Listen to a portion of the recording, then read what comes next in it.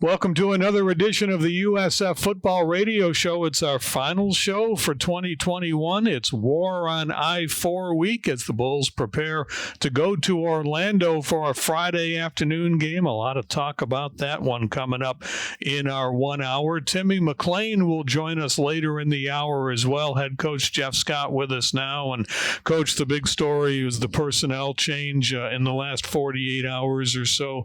These things are difficult. They're never taken lightly. Can you kind of bring us through the last 48 hours or so and tell us your thoughts? Sure. Well, I think for me, the biggest thing, you're always evaluating everything within your program, especially where we are here in our second year. And, I just really got to a point where I felt like the best thing for us for this coming week and for the future was maybe to get a new voice and, get a new leadership over there on the defensive side. Coach Spencer, really appreciate him. He's a great man, really good coach. He spent a lot of effort and a lot of time up here really coaching and trying to prepare our guys. And sometimes it works, and sometimes for whatever reason it just doesn't, fit, and you don't get the results that you want. And so I think it just got to the point last week that, I just really felt like I needed to go ahead and make that change. Number one, to be able to help us, this week against Central Florida. And then also number two, it's a very competitive market out there right now for coaches, and be able to really have this week to be able to maybe just kind of collect some names and be able to get a plan together starting next week to go out and start interviewing coaches for that defense coordinator position. So what are your plans for UCF and the defensive coordinator spot? How are you managing it? Yeah, so I've talked to our defensive staff and decided that I'm going to let Ernie Sims and Daniel DePrada really coordinate our defense, this week. And these are two of our best coaches that we have on our staff. They've both done an outstanding job. Obviously, everybody knows about Coach DePrada with the special teams, but he's also in all of our defensive meetings. He helped Coach Spencer with the safeties, and has done a great job there. And then, Ernie Sims is, really an up and rising coach. I think he's got a really good career ahead of him. And I just felt like those were two voices that our players would really respond to. Coach Sims was a head coach for the spring game and did a really good job in that leadership role. And so, hey, this is a good opportunity for them to get some of this experience and really be able to go out and put a good plan together that our guys can go out and execute and put us in the best position to be able to get a win on Friday. So that's the short term. There's also the long term to think about. I'm sure your phone will ring and has been ringing, and I'm sure you'll reach out to a lot of people. What are the characteristics of the person you are looking for long term in this spot? Yeah, well, first of all, you're looking for someone that has a scheme that can be flexible. And, I think as coaches, sometimes we may have what we'd like to do, but really each year your roster is different, and your depth or talent or strengths and weaknesses and all these things are different. And you have to have flexibility, I think, within your scheme to be able to really be able to do what your guys can do. So I think, number one, that's really important this day and age, especially with the transfer portal, and you got kids coming in and out every year. You're going to have a new-looking team, a new-looking roster, and so you have to be able to do that. And then, the second thing is you're always looking for a coach who's a great teacher and really can be able to communicate the plan and be able to correct on the field in practice, correct on the field during games, and be able to fix some things right there. And then, also looking for someone that can be an outstanding recruiter. I think that's super important in this day and age. You got to be able to go out and be able to really sell your scheme as one of the best in the country, very similar to what I've done in the past at the past places that I've been. You mentioned the competitive market, and it's changed a lot the way it used to be. I mean, we have multiple head coaching opportunities. University of Florida is now looking for a head coach, and we still have some season left.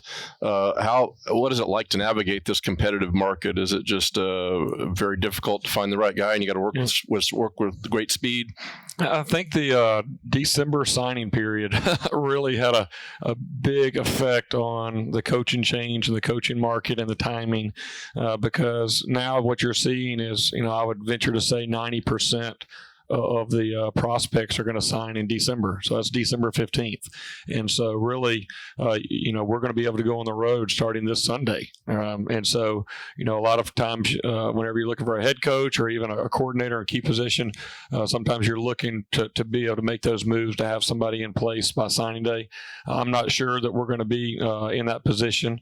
There'll be a lot of different people that I want to talk to. I think for me, it's more important to get this hire right and not really just try to speed it up. I feel very confident. I've talked to all of our defensive committed players yesterday and feel very confident that they're coming here for the right reasons for our program and a big picture what we're going to be doing here over the next couple of years. So we'll kind of see how the timing goes. But I think that the big thing from a top down, that December signing period really has sped up the coaching changes that you're seeing around the country.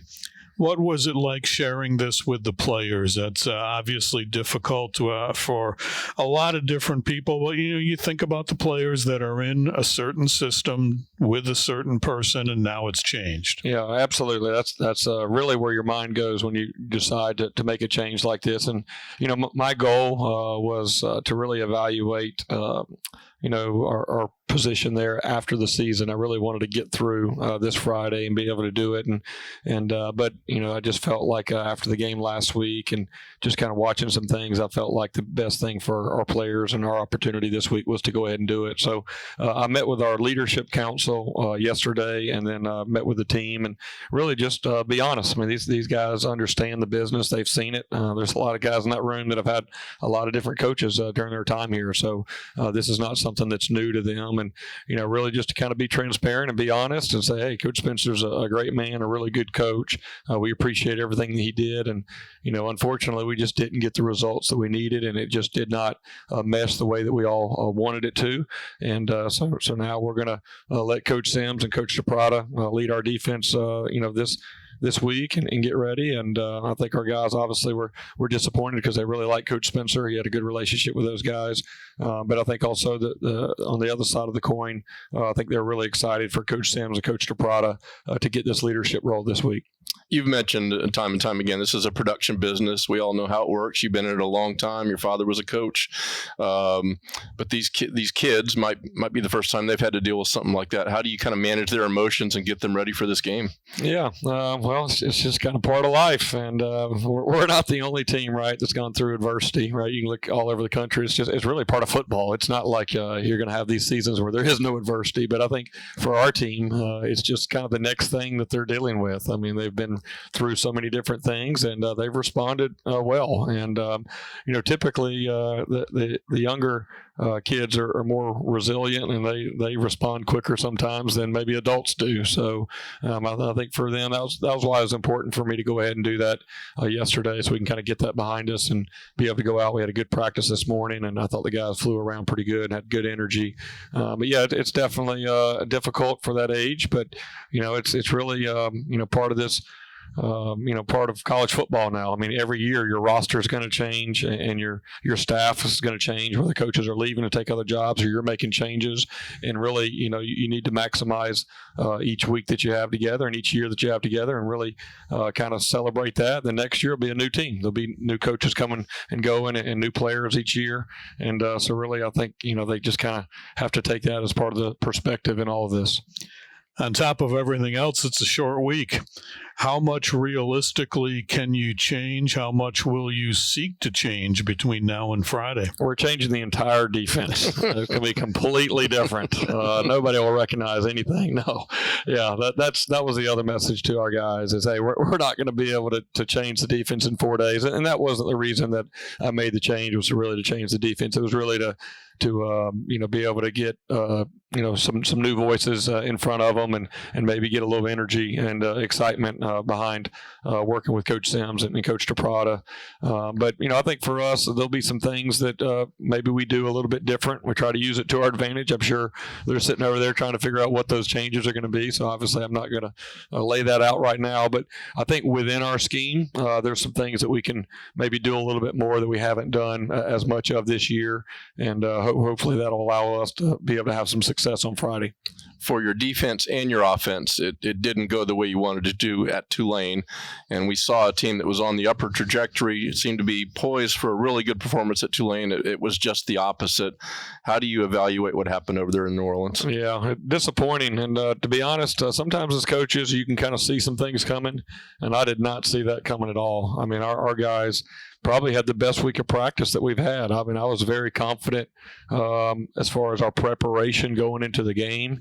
And, we went down there and scored first. And I said, all right, here we go. This is just what we had drawn up. And then they scored very quickly there on a long run. And then, we turned the ball over and then we couldn't stop them. And it was just kind of one of those things that just kind of snowballed. And ultimately what I told our players is, hey, we didn't coach well, we didn't play well. But that game does not represent our season. That game doesn't represent where what we've accomplished and the progress that we've made. Some days you just have a bad day, and I think it was probably frustrating because it's the first just really bad day from top to bottom that we've had since the first game of the year. The other games, obviously we didn't do enough to be able to get the victory like we all wanted, but we had shown enough progress in those games at different times, and maybe playing for 2 quarters or 3 quarters. And but really this was the first game since the opener against NC State where we really did not execute outside of that first drive. And so for where we are at this point in the year, we got a game in 5 days. That's a throwaway game. I mean, you don't spend a lot of time watching the tape. You got to turn over and turn the page. And I think the best thing for us is we're getting ready to play our rival. I would be a lot more concerned about it if we were playing anybody else this week, just from kind of the carryover, and maybe tough to get over that game. But whenever a rivalry week is different, and anytime you're playing your rival, it doesn't matter what your records are. All that goes out the window. There'll be a lot of emotion and energy going into this one, and ultimately it's the team that plays best on that day. And so that's really where we're putting all our focus and really turned the page last night. We talked during the week about there's 2 games left. We're going to go win 2, and you worked very hard to throw cold water on that thought throughout the week. You said it in your press conference. You said it on the show that, have to be focused on Tulane and only Tulane. Looking back, was that an issue during the week, do you think? I wish I could say that it was, because that'd be a good excuse, but it wasn't. I mean, where we are as a team, I mean, honestly, you got to worry about that a little bit when you're having a lot of success and you've won 3, 4, 5 games in a row, and then you're a week away from your rival. But I mean, our guys were hungry to go on the road and get a victory. I mean, we put everything we had into it. And ultimately, when you haven't had the success that we want to have and things start going bad, it kind of snowballs. I mean, it becomes a confidence issue, and it's hard to turn that.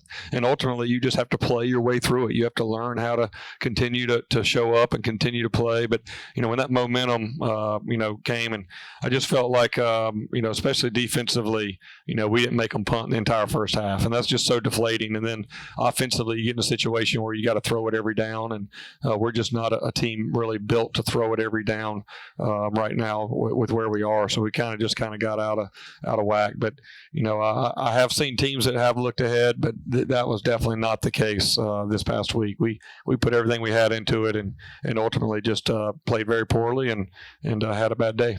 For your quarterback, Timmy McClain, there had been a little bit of buzz nationally about him coming into this game, and he was not able to make the kind of plays he's been making of late. And you seem to suggest he had a role in that, but everybody on offense had something to do with that as well. Yeah, I mean, bottom line, they came and played some man coverage, and Weaver was out. He wasn't able to go with a hamstring, and he's one of our guys that's probably the best against man coverage. We're optimistic that he'll be back this week. But really, it was tough. We didn't do a good job getting off man coverage. You got to credit them. We knew that was going to be a challenge. They had played both UCF, and their last game there very well, Tulsa, I believe, against their receivers in man coverage. And so that we knew that was one of their strengths. Not having Weaver definitely hurt us, and then the combination of that and us not protecting as well, that was probably one of the first times this year that we really gave up that much pressure. And so it was just kind of a bad combination, and got guys in Timmy's face and didn't have guys open, and it just kind of all works together, right? When you do well, there's a lot of guys getting to the positions they need to be in and making the blocks and giving the quarterback a little bit of time. And unfortunately, across the board, we did not play well enough to be able to execute like we needed to. We have a big game coming up Friday in Orlando, the Bulls and UCF. We'll get Coach's thoughts on that when we continue on the USF Football Radio Show. It'll be an afternoon game the day after Thanksgiving, Friday in Orlando, the Bulls and UCF in the war on I-4. 6-6 overall in this series. So this is a big one on Friday, Coach. And for some folks, fans and administrators that have been here since the start, this has some context from all the games played in the past. You're still fairly new to it, but you've embraced this rivalry. You know how important rivalries are to a program. Absolutely. Even though this is just my second year here, I've been a part of some big rivalries, in my coaching career, from being just a little kid on the sidelines at Florida State and watching those games with the Gators and with the Hurricanes, and then being really a part of the Clemson South Carolina rivalry for about 20 years or so. So I understand what rivalry week is. I did talk to our players, give them a little bit of history of our series with UCF, and it is tied 6-6, and so I think for us, somebody's going to step out there and take the lead in the rivalry. And the big message to our guys is, my experience in these rivalry games is there tends to be a lot of emotion and energy. And what I've learned is, yes, that can be a positive if you channel it the right way. And I've just seen a lot of times when guys maybe get too emotional, and then that takes their focus away from the execution in what they're doing. So to me, I want those guys to have that same energy on Monday, Tuesday, and Wednesday in practice, to really have that energy and focus to be able to go out and execute, because ultimately that's what's going to determine who wins the game, is the team that executes the best and plays the best for 4 quarters on Friday. UCF won its first 2 games of the year, and then on the last play of the third game, a game they lost at Louisville, lost their quarterback and been out since then, Dylan Gabriel. What have you seen from UCF in their offense since that happened? Yeah, they've gotten a lot better. I think the freshman quarterback that they're playing with, we probably would have liked to play him next week maybe, or the first 2 weeks, but you can see as you watch their tape that he's becoming more and more confident. He's very well coached. He knows where to go with the ball. He's very talented, and they've got some excellent receivers. They have great speed. It'll probably be one of the toughest matchups for us this year, just with the speed that they have at receiver. They're very explosive. They have 3 guys that they see man coverage, they're going to take off, and they're throwing it deep, no questions asked. And you can just see the consistency and the overall improvement from their quarterback, and he's just very confident in the system that they're in. And then they're also a really strong running team. Their running back has great speed. He's had a really good year, and probably one of the more balanced offenses that we've faced up to this point. You talk about rivalry games. Those are games where penalties can just blow up because of the emotion. You had a couple of mistimed ones last week in New Orleans, but still not a lot of penalties. And season long, this team is on pace to set records for least penalties, least yardage for a USF team. What's been the key to that, especially with such a young team holding down penalties this year? Yeah, well, I think number one, it starts in practice, making sure that your guys are playing the right way in practice. And if you do see some things that lead to penalties, that you call them out and that you discipline them right there and make a big deal to the team. And then also, I've said this before, I think it just kind of comes from the culture that you have within your team. If there's a culture of accountability and discipline and an expectation that you're going to do things the right way, and if that's live 365 days, then that carries over to the game day. So I think we're not exactly where I'd like to be, but we are making progress there, and that'll be a key one in this game. I mean, anytime you play a rivalry game, especially, there's a lot of players on our team that knows players on their team, played against each other in high school, and so there's always, like I said, that extra emotion, but we have to make sure that doesn't lead to penalties that could ultimately hurt us. So much of football tradition is based around the holidays. You get into a bowl game, it's around Christmas, New Year's, and the rivalry games, you're around Thanksgiving, and here you are on Thanksgiving week with a different sort of week. How does this week lay out, and beyond the football, how does it kind of build the camaraderie for the team? Yeah, well, I think it starts in high school. If you're playing football and during the week of Thanksgiving in high school, then you're doing really well, right? Yeah, you're in the playoffs, usually 3rd or 4th round. And so I remember myself, whenever I was playing high school school ball and then coaching high school ball.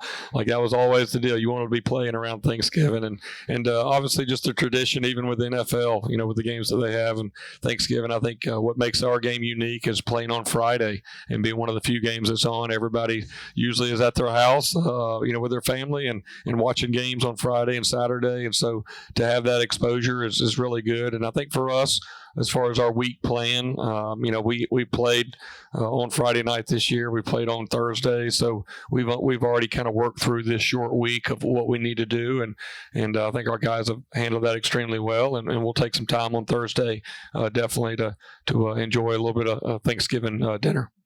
When you look at the productivity of some players during the game last week in New Orleans, I think of Kelly Joyner, who kind of quietly got close to 100 yards rushing again. This was a guy that wasn't getting a lot of carries early in the season, and I get the impression he's kind of earned his way into a bigger role, and he has been a key part for this team. Yeah, he has. I've been really pleased with him. I think early in the year, I think we've had multiple guys and just trying to figure out if we're going to be a running back by committee, if there's 3 or 4 guys there. And I think he really has been consistent. And then when he's gotten opportunities in games, he's really made some nice plays and become someone that we feel like, we can really trust. And also Brian Battie has kind of became that person as well. And goes without saying about Jaron Mangum. So I've really been pleased with that group. But Kelly is a young man that's he's a little bit different, and he has really good vision, good speed, and I'm really pleased with the progress that he's making, and think he has some really good days ahead for him. When you get into a rivalry week and the ones you've been involved with before social media, Florida State, Miami, there were some pretty good quotes back in the day. Some guys trading barbs back and forth, and I'm sure it's like that in USF, UCF with social media involved. Any concerns about making sure everybody's focused the right way? Are you kind of watching what people are saying? Well, I think the big thing that you tell your guys, and we talked about a little bit Sunday night, and obviously dealing with the defense coordinator change along with getting ready to play the rivalry game is, let's focus on the things that are going to impact the game, right? The social media stuff, that's not going to impact the game, but let's really kind of maybe get in the weeds for a week or so, and then, be ready to come out Friday and be ready to play our best. So, that's one thing so far. Our players, I think, have done a good job of not being a distraction, off the field and any of those things. And hopefully we can kind of keep that together and get through to Friday and not have any distractions that maybe help us lose our focus or anything for the game.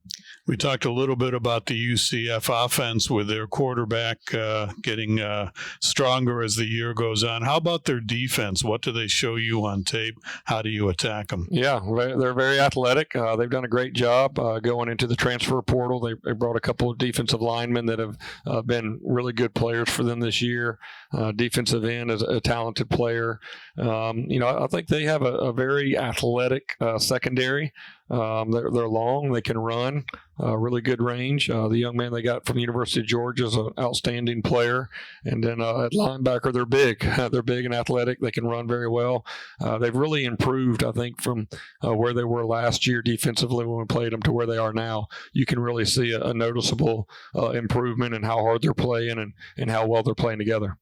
When you come to the end of a season like this and this is it, this is your last time to put something on tape, last time to show out before people, how do you think that affects your players knowing that this is it for 2021, this is my last chance to show something, and it's a huge game, be seen by a lot of people, and it's our rival? Yeah, well, I think number one is the guys know this is the last time that this 2021 South Florida Bulls football team will get to play together, and next year it'll be a new team, and there'll be obviously a lot of people coming back, but it'll be a new team. And so I think for us, what we've been talking about is being able to have a strong finish. And really the guys have shown up each week going back to practice and pushing through and coming with a good attitude. And really for us, it's about having a strong finish. And this is our last opportunity for that.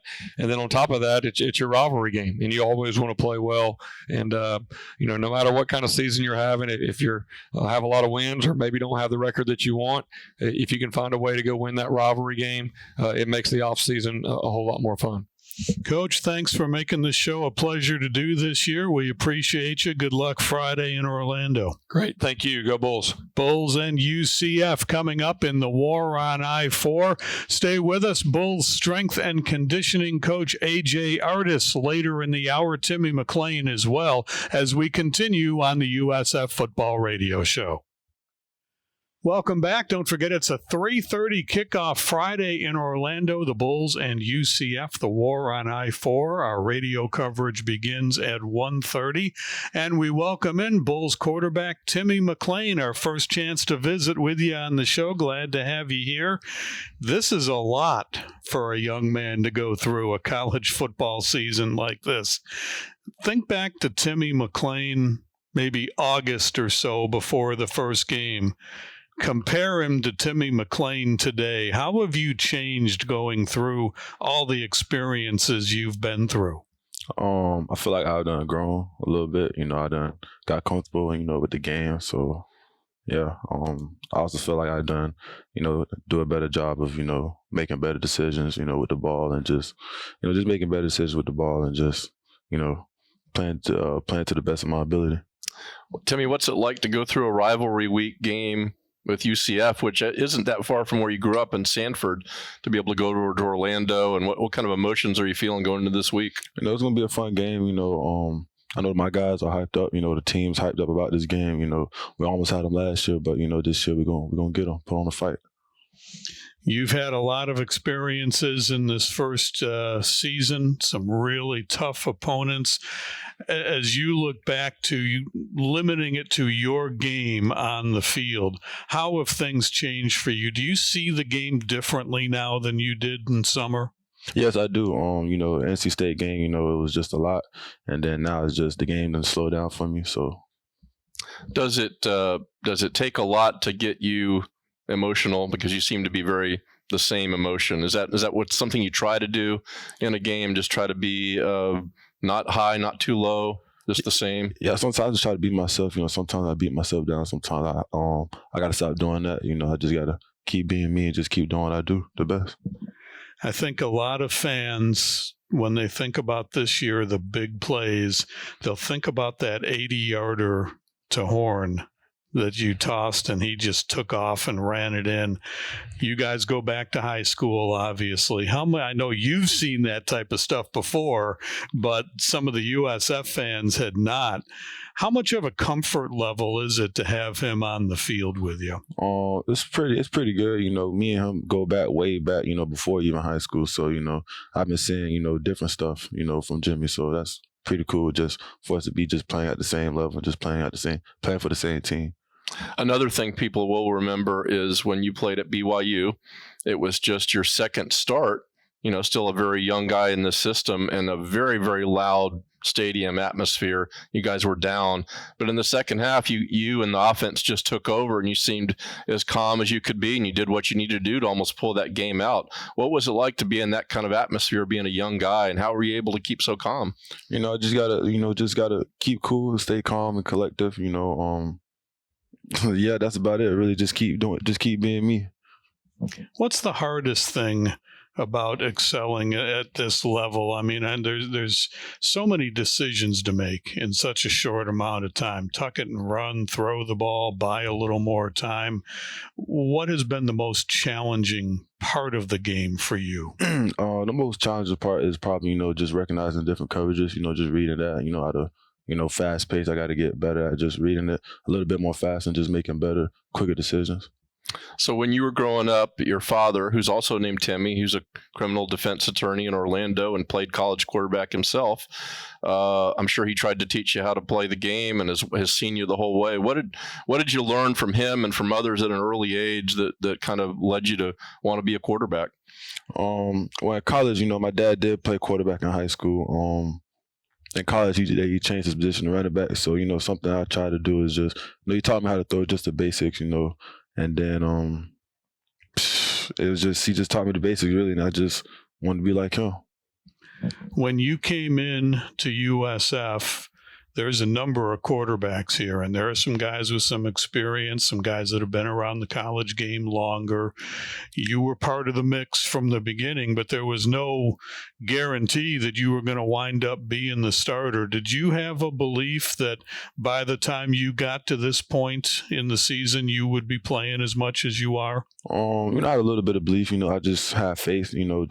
My biggest thing was I just kept praying every night. During that time. That's about it. Really, just kept praying, just keep believing in myself, and have the confidence that I have. Just keep being confident about myself. So you had other options coming out of Seminole High School. Coach Scott got hired here at USF, and right around the time when you guys were getting together, it was COVID. It was a strange time. He couldn't really see you play personally. How did the recruitment go? How did you get interested in USF, and what did you think of Coach Scott? How'd you decide that he was the guy you wanted to play for? The guy come from Clemson. He came from a good program. That's one thing. And then growing up, I always wanted to play football, play college football in Florida. I always want to stay home. So that kind of really took place with everything. So. Your offensive coordinator is a young man, Coach Weiss, still in his 20s, and we see how he communicates with the players, and it seems like he has a great relationship. Is he a guy you just enjoy sitting down and talking football with? Yeah, it's just more. It's more than about football. We talk about his family, my family. We just have a real good relationship, real good bond. So yeah. When you talk about quarterbacks, fans love to make comparisons. And even before you played for USF, people saw the left hand and the way you move, and you heard Michael Vick being brought up. And your wide receiver, Jimmy Horn, has known you for a long time. He brings up Lamar Jackson. I know you hear these comparisons back and forth. Are you complimented? Do you like those kind of comparisons, or are you saying, "No, I'm Timmy McClain"? Yeah, I'm Tim McClain. Those comparisons are pretty cool. I grew up watching, Lamar Jackson, still watching today, and I grew up watching Michael Vick. It's kind of cool. Just being compared to those guys. But I'm my own person, Tim McClain. What do you see on tape from UCF? What are you going to try to exploit on Friday? Just try to just be me, really just be me, play at a fast pace, make good decisions and just make quick decisions also. So how do you, when you have a game like Tulane where things did not go well as a quarterback, how much do you want to evaluate it and try to get better from it, and how much do you need to move on to the next week? How do you move forward from a game like that? Just keep moving forward, really, just what you just said. Just watch film, learn from it, and then keep it moving, just go on to the next week, get ready for the next game. What will your off season be like? I mean, before you know it, we're going to be into spring football again and practicing and getting ready for the spring game. But this is a 12-month-a-year process for a player at your level, and I know you're going to do a lot of work between now and game one of next year. What's that time going to be like for you? Watching a lot of film, just spending more time in the film room. And another thing I feel like I got to do is just got to get stronger, got to get faster. So. Your parents have described you as a very mature kid. When you were younger, the kind of kid that would be quiet, would study, would do what you needed to do. They didn't have to call you out too often.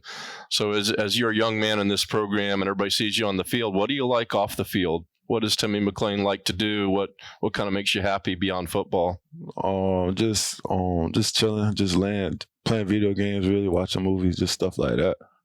Like to take walks, just around the community, around the school, just stuff like that. Who are the guys you are closest to on the team? I'm kind of close to Jimmy. I'm close to all my offensive linemen. Jerry Ingram, the receivers. I'm close to everybody, really. Just really close to everybody, offense, defense. What's it like you mentioned the offensive linemen? A lot of these guys are juniors and seniors, and now they have a guy behind them leading them who's a young freshman. How do you lead when you're the young guy, or do you just have a presence, or it's not a problem? It's not a problem. You just got to speak up sometimes.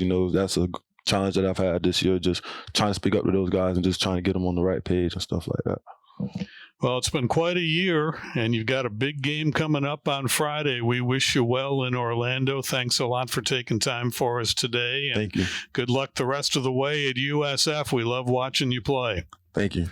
Timmy McClain, starting quarterback for the Bulls. He will lead USF into the war on I-4 Friday afternoon in Orlando. Talk about getting bigger and stronger and faster.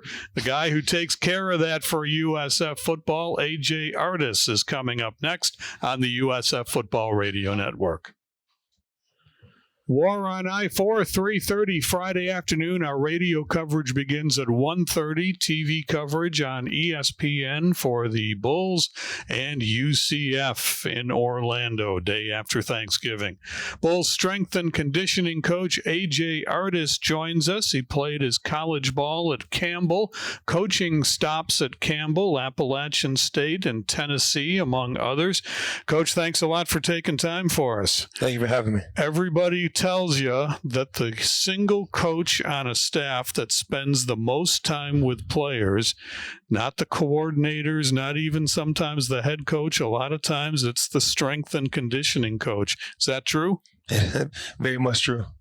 Tell us a little bit about your philosophies of trying to get this team bigger, faster, stronger. That's the saying we always hear. How do you go about doing that? How do you institute that program? My philosophy and principles. We do a pull, we do a squat, we do a press every single day. That for me is total body training because the game of football is played with your total body. So we attacked it every single day with a pull, a squat, and a press. Then we put posterior chain upper body and a lower body in place, RDLs, pull-ups, things of that nature to train the entire whole body and holistic approach. So we do that in the off season. But kids do spend a lot of time with us. We try to have fun, but encourage them and push them, make them strain and get uncomfortable being comfortable. Just loving it, attacking every single day. What kind of relationship do you have with the head coach, Jeff Scott, in terms of the work that you do, and then informing him of how these guys are coming along, and maybe not even just what the weight they're managing, but just what they're like, what their work ethic is like, what their personality is like? So me and Jeff Scott have a great relationship. Coach and I sit down before each phase starts, kind of get a calendar together and go over my philosophy, my plan, and we kind of mix and match what he wants to do, what I want to do to make sure we're on the same page. And then constant communication every single day in the off season right now, kind of twice, 2 or 3 times a week, kind of keep them updated on kind of how the younger players are doing, how the travel squad is progressing, and attitudes and work ethic, stuff like that. And also body weights. That's a constant thing that we're kind of keeping up. Make sure the guys are eating and maintaining the strength that we work so hard for in the off season throughout the whole entire season. You came here from Tennessee and you joined a program that was in transition here, trying to start to build something. In terms of conditioning, what did you find when you came to USF? How would you describe this team when you first started? The team was great. Work ethic wise, it is needed to do different type of conditioning to kind of get them in football ready shape. But the guys' work ethic, they embrace me. They came to work every single day and they push and they strain very hard. How is the progress been this season in terms of strength, and what do you see for your goals in the spring football in terms of where you want to get these guys going for next season? I feel like I had in March, so we got a great foundation of kind of what I want to do in the weight room. Now, when we get back in the wintertime here in January, now it's time to get to work. Now you kind of know what I do, you know my philosophy, you know the lifts. We taught you the lifts and implemented all those things in season and reinstilling the fundamentals, the details, the technique, all that stuff. Now it's time to go and really attack it here in the off season. And the goal is to get every player, of course, bigger, faster, stronger, but also tap into that mental side of pushing through, of grind, of grit, a daily grind, because the season, as you can see, is long, is gritty. How can we get prepared for the season in the off season right here in January, February, March, going to spring ball? This time of year, late in the season, 11 games behind you, how much do you have to get off the accelerator with these guys a little bit? A lot of them are banged up. They're probably physically and mentally tired right now. It's got to be difficult just to find the right mix of pushing, but also understanding what they've been through the last 4 months. Yep. So with our travel squad guys, we do a strength week, a dynamic week. So a dynamic week, always 50%. So we bounce them back and forth always. So it balances itself out as you go through the season. Now with our non-travel developmental guys, we kind of push them to get stronger, push them to make gains. So those guys are kind of a different, our game day for those guys, we call it on Fridays, right? That's our game day for those guys. So we can push those guys over the travel squad. We have, like I said, a strength week, a dynamic week, and it kind of balances itself out. And guys that get banged up in the game have different modifications, whether it's Goblin Squad and different type of pressing throughout the week to kind of tailor to that individual guy. So guys, football players, they have a close relationship with their position coach, and certainly at the game, they're dealing specifically with that position coach. When you get to the game, what is your role? Obviously, you have a huge stake in getting these guys ready for the game, but on actual game day, are you somebody they lean on to some degree, or what's kind of your process on game day? My process on game day is when we get to the stadium, roll the guys out, and I have like the countdown clock. So it's on me to make sure the wide receivers are out, the kickers are out, the quarterbacks are out, and then when we get to the field, make sure my stretch is fast, and then we get to the Walk of Champions, make sure that goes well, and then I break the segments up from Indy to 7 on to team and to punt. So that's kind of my role, and then my role is a game day support, bring energy, bring the passion, bring the juice, try to keep the guys up. If we're up, try to bring the energy on the sideline up as the game goes along. So I'm there for support. Kind of support and kind of get back, kind of maintain the sideline, make sure it's kind of organized, and special teams call out me and my staff, have a sheet to help coach the product and getting the groups together to go on special teams.